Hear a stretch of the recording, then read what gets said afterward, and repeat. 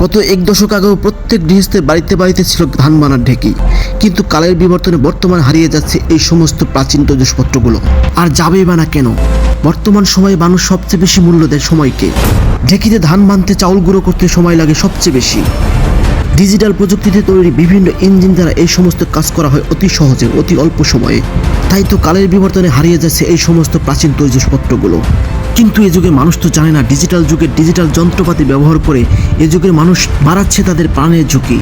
আধুনিক যন্ত্রপাতি ব্যবহার করে হারাচ্ছে তারা খাবারের গুণগত মান। বর্তমান সময়ে মানুষের সবচেয়ে প্রধান সমস্যা হচ্ছে চোখের সমস্যা। আমি এই সমস্যাগুলোর প্রধান কারণ হিসাবে দায়ী করব এই সমস্ত আধুনিক যন্ত্রপাতিগুলোকে। আধুনিক যুগে আধুনিক প্রযুক্তিতে খাবার উৎপাদন করে খাবারের পুষ্টি উৎপাদন করা হচ্ছে নষ্ট।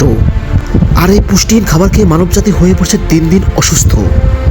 ঢেঁকি ছাড়া চাউলে থাকে প্রচুর পরিমাণে আয়োডিন এবং মিনারেল, যা মানবজাতির জন্য খুবই গুরুত্বপূর্ণ একটি উপাদান। মানবজাতিকে সুস্থ রাখার জন্য ঢেঁকি ছাড়া চাল খুবই গুরুত্বপূর্ণ একটি উপাদান। তাই সবাই মিলে চলুন আবারও ফিরে যায় সেই গত এক দশকে, যে সময়গুলোতে মানুষ ঢেঁকির ব্যবহার সবচেয়ে বেশি করত। আজকের এই ভিডিওটি ভালো লেগে থাকলে অবশ্যই লাইক করে কমেন্ট করে পাশে থাকবেন। এরকম আরও নতুন নতুন ভিডিও পেতে পেজটি ফলো দিয়ে রাখবেন। ভিডিওটি সম্পূর্ণ দেখার জন্য ধন্যবাদ সবাইকে।